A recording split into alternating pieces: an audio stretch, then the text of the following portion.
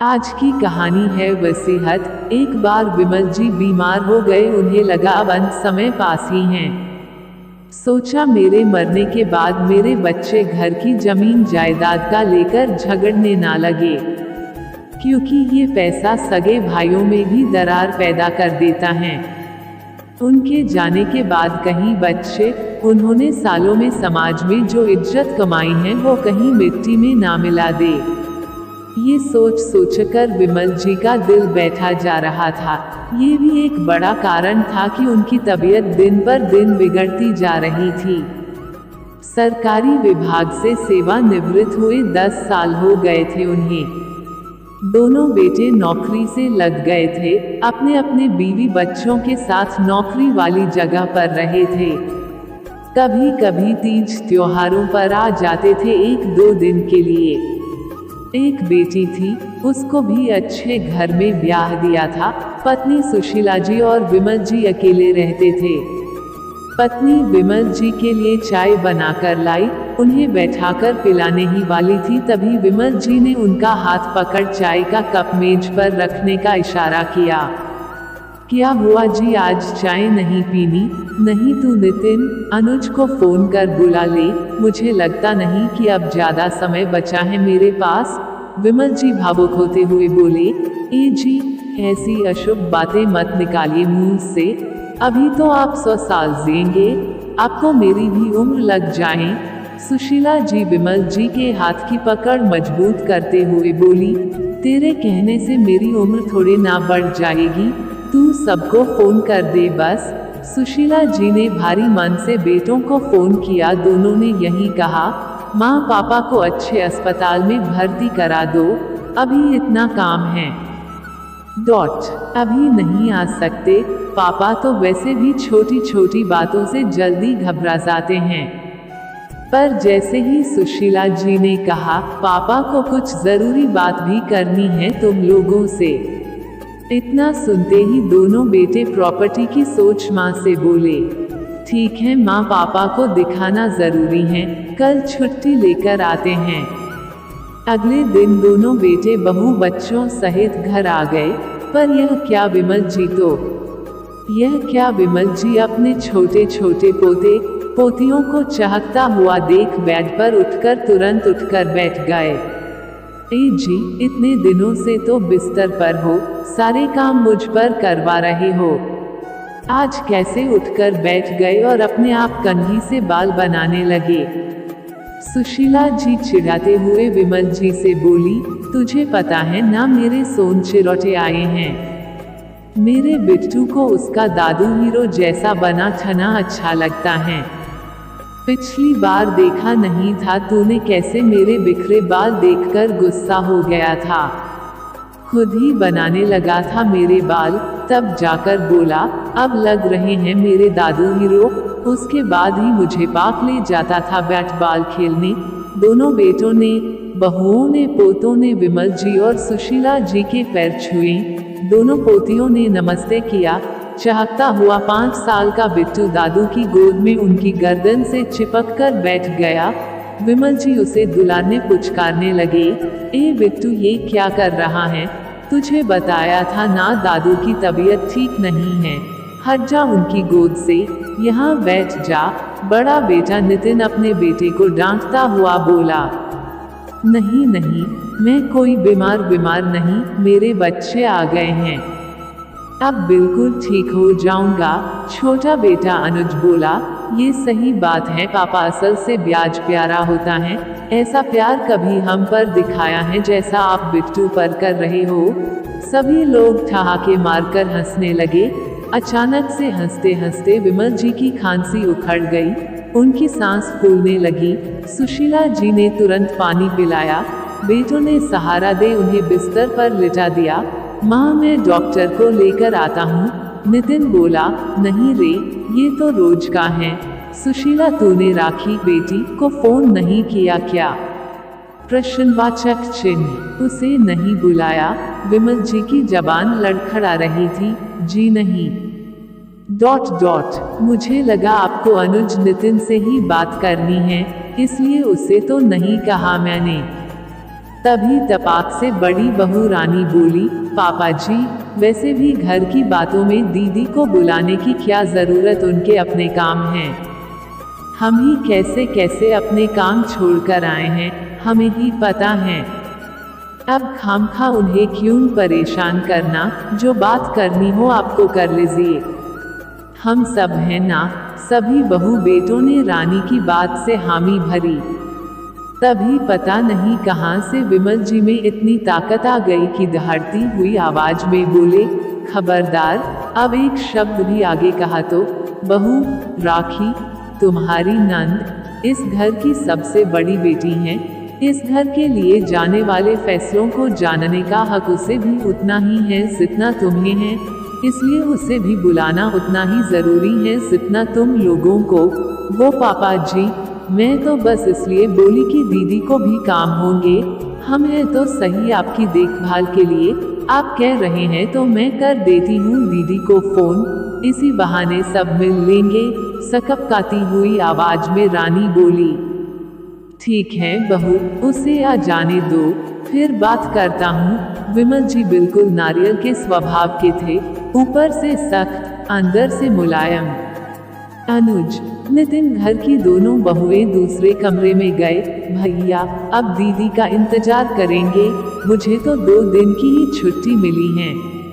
कब पापा अपनी बात बताएंगे, मेरा टाइम वेस्ट हो रहा है।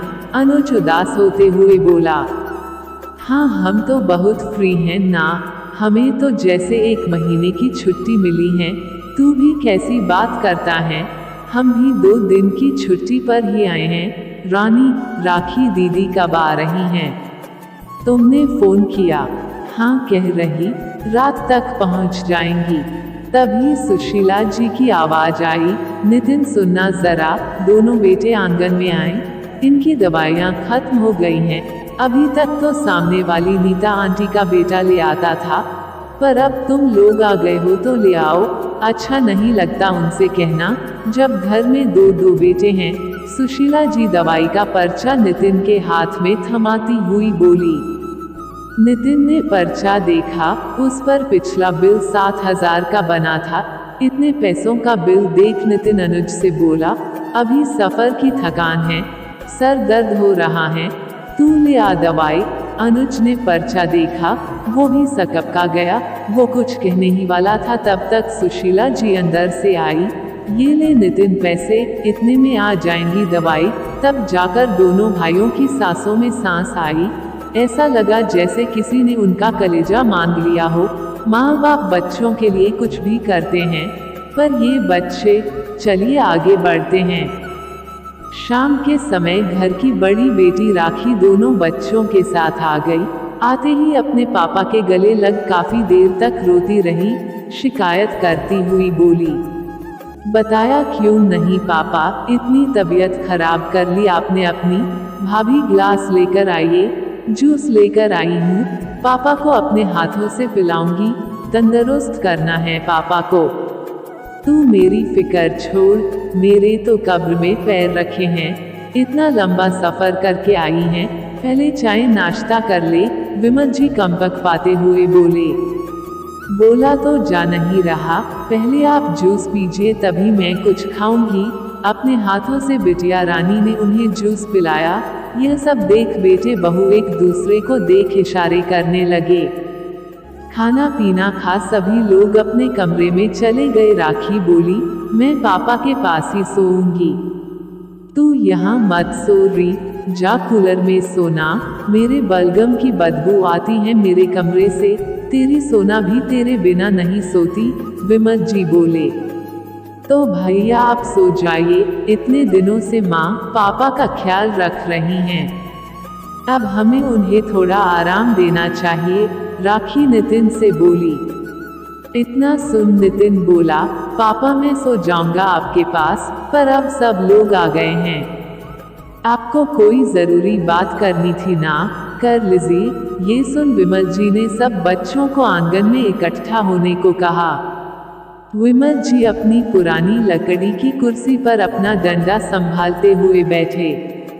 उन्होंने एक लंबी सांस ली, बोले पता है बच्चों, तुम लोग जब छोटे छोटे थे तब तुम्हारी माँ की नौकरी का पत्र आया था। खुशी के मारे तुम्हारी माँ फूली नहीं समा रही थी, पर अगले ही पल जैसे ही उसने दूध मुए अनुज की तरफ देखा, उसे उठा सीने से लगा लिया, उस पत्र को बक्से में डाल दिया।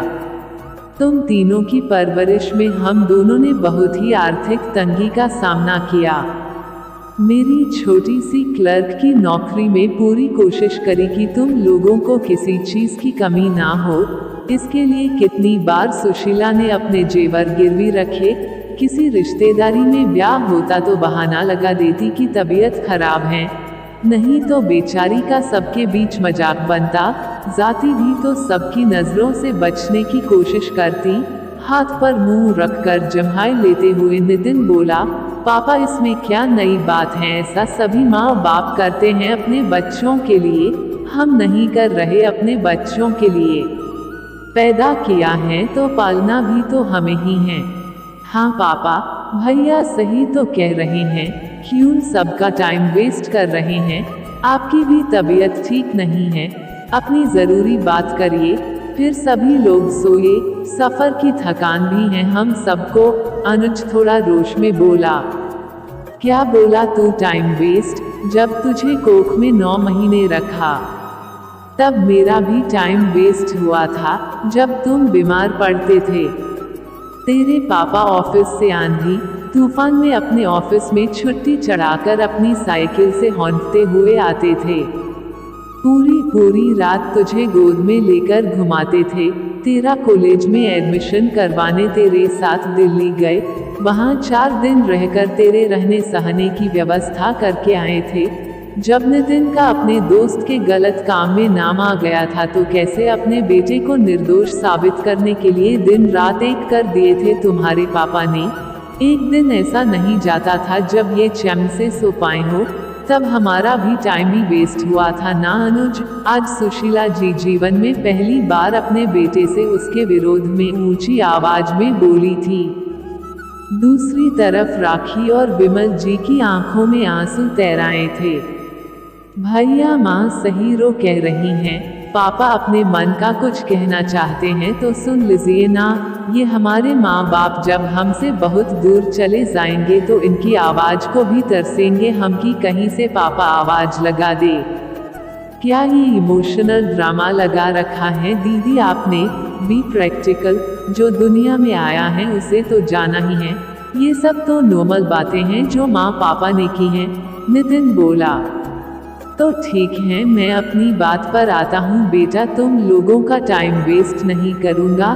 तो मेरा पहला फैसला मेरे इस घर को लेकर है, मैंने ये घर। विमल जी बोले, बच्चों मैंने ये घर अपने पोतों के नाम किया है क्योंकि इस घर से मेरी और सुशीला की बहुत यादें जुड़ी हैं। मैं नहीं चाहता कि मेरे दुनिया से जाते ही तुम लोग इस घर को बेचकर अपनी नौकरी वाली जगह पर बस जाओ। इसी बहाने तुम लोग मेरे नन्हे मुन्ने इस घर में आते जाते तो रहेंगे। वैसे भी अच्छी विकसित कॉलोनी में है हमारा घर, जमीन की कीमत बढ़ेगी ही घटेगी नहीं। मेरे पोतों को भी ये घर उनके 18 साल का होने पर ही मिलेगा। जब तक सुशीला है वो रहेगी, फिर तुम लोग इसकी देखभाल कर सकते हो। ये क्या पापा, इतने सालों में तो ये घर खंडहर हो जाएगा और हम तो बेचेंगे ही इस घर को जब हमें रहना ही नहीं है। नितिन बोला, तो तूने पहले ही सोच लिया कि तू इसे बेचेगा, जब मैं इतने सालों तक इसे वैसे का वैसा ही संभाले रहा। तो क्या तुम लोग अपनी जेब से हर साल कुछ पैसा खर्च कर इस घर की मरम्मत, रंगाई, पुताई नहीं करा सकते? ये बाल धूप में सफ़ेद नहीं किए हैं बेटा, मुझे पता है तुम लोगों की ऐशो आराम की जिंदगी अंत समय में तुम्हारी जेब में एक पैसा नहीं रहने देगी। ये घर मेरे पोतों के लिए सोने की मुर्गी साबित होगा। फिर विमल जी आगे बोले, मेरी जितनी RDFD है वो मैं सुशीला को दे रहा हूँ। अगर वो बीमार पड़े तो उसका अच्छे से अच्छा इलाज हो सके। अगर इन पैसों की ज़रूरत ना पड़ी तो सुशीला इन्हें राखी और तुम्हारे बच्चों के नाम कर सकती हैं। गांव का बाबूजी के आशीर्वाद के रूप में मिले 4 कमरे और खेत मेरे जाने के बाद तुम लोगों के हो ही जाएंगे, पर तुम उसे बेचोगे नहीं, इसका तुम्हें हलफनामा देना होगा। ये धरोहर हमारी आगे आने वाली पीढ़ियों तक बनी रहे, यही चाहता हूँ। हर बात पर आप शर्त क्यों रख रहे हैं? हमारे नाम हो गई कोई चीज तो उसका हम कुछ भी करें, अनुज झल्लाता हुआ बोला। तुझे मंजूर हो मेरा फैसला तो ठीक है, नहीं तो मेरे पास और भी लोग हैं जिन्हें मैं दे सकता हूँ ये सब, जिन्हें जरूरत है। विमल जी रोष में बोले।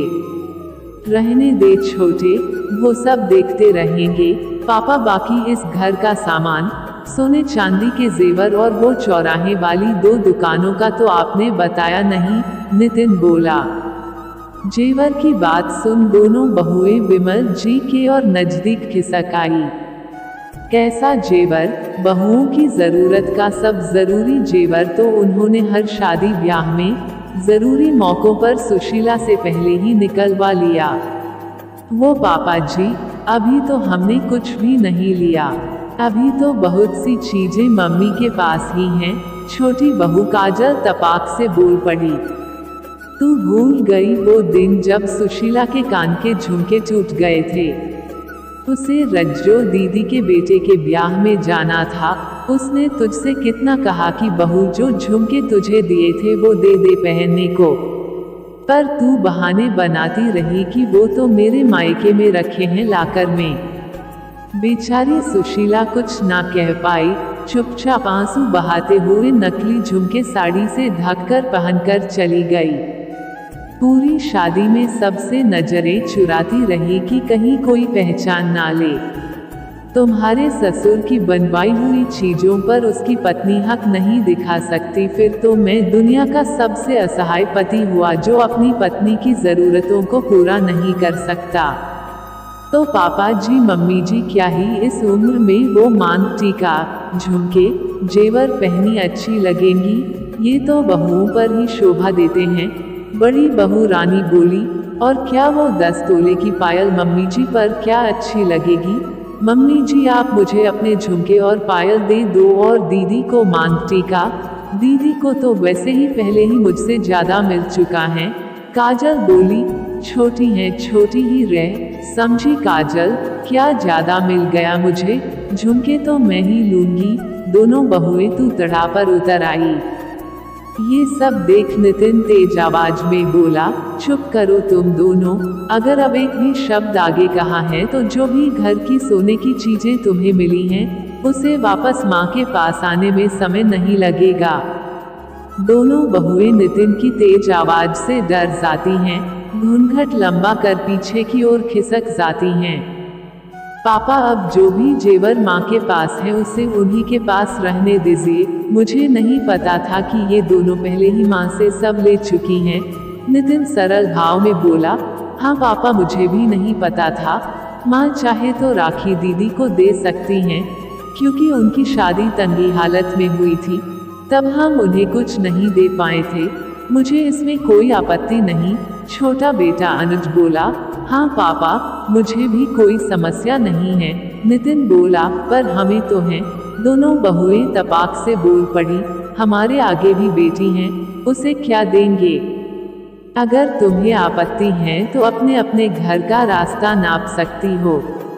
अपनी बेटियों के लिए उनका बाप है, तुम लोगों को चिंता करने की जरूरत नहीं। नितिन बोला। तू कैसे बात कर रहा है बहुओं से? यही सिखाया है हमने तुझे। अब दोबारा कभी हमारी बहुओं से इस लहजे से बात की तो समझ लेना। विमल जी कंपकपाती आवाज में बोले। भैया मुझे कुछ नहीं चाहिए, आप सबके आशीर्वाद से मेरे ससुराल में मुझे किसी चीज की कमी नहीं। बस आप लोग अच्छे से रहो। राखी बोली। तो मैं अब तुमका ज्यादा समय नहीं लूंगा।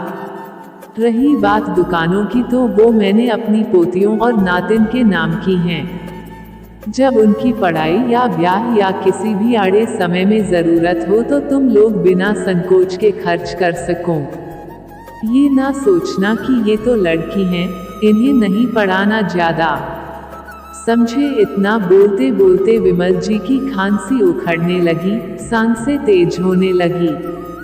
फिर भी वो बोलते रहे, इस घर का सामान मेरे और सुशीला के बाद तुम लोग आपसी समझ से बांट सकते हो। पर अब उन पर बोला नहीं जा रहा था। वो जमीन पर गिरने ही वाले थे कि नितिन ने दोनों हाथों का सहारा दे विमल जी को कांधे पर ले लिया।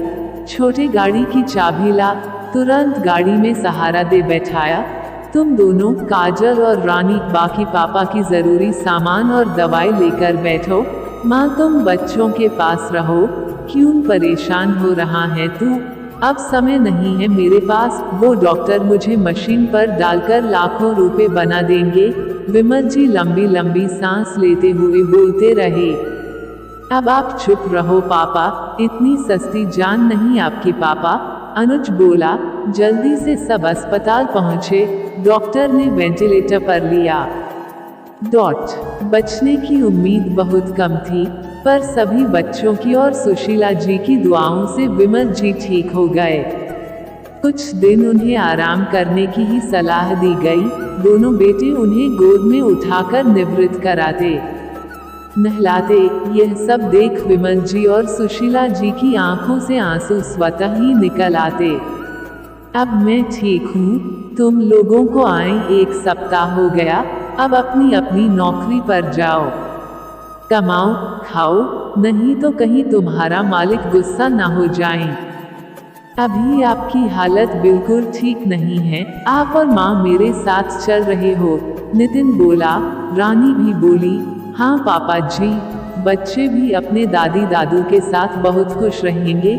मैं भी पास में ही हूँ, वीकेंड पर आ जाया करेंगे। अनुज बोला। हाँ ये सही है छोटे, तो पापा अब मैं चलती हूँ।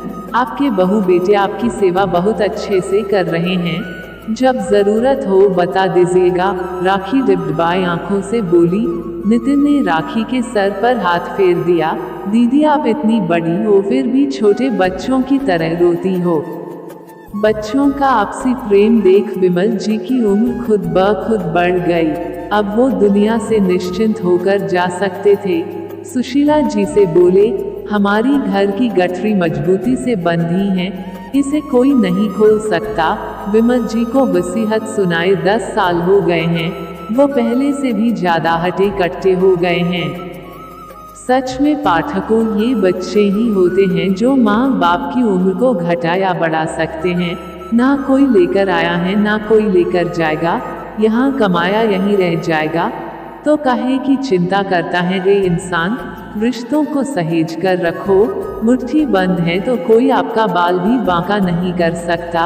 अकेले इंसान को बाहर के कौवे भी नहीं छोड़ते। कड़वा है मगर सच है। कहानी कैसी लगी? अच्छी या बुरी प्रतिक्रिया जरूर दीजिएगा। समाप्त। आभार। मीनाक्षी सिंह, आगरा, उत्तर प्रदेश।